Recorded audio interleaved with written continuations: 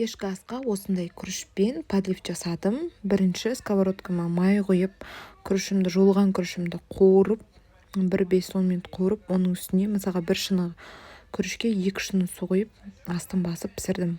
Сонда шашылып күшті піседі. Еттерімді майдалап турадым. Енді кішкене майдалап тұрғаннан кейін енді пиязды да солай майдалап тураймыз. Соның бәрін майға қуырып, үстіне паприка, бұрыш, соевый соусты қосып, астын баяу отта қойып, жарты сағат пісірдім.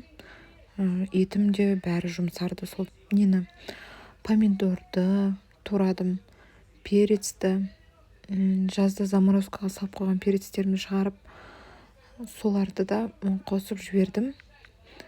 Қазір перец қымбат қыста, сондықтан жазда өстіп заморозка етіп қойсаң жақсы екен.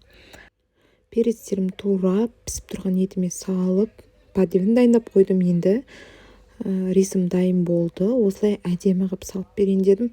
Шынның орны бос қалады. Сол орынға қазір мен подливті құятын боламын. Осындай әдемі қылып кешкі асты ұсынуға болады.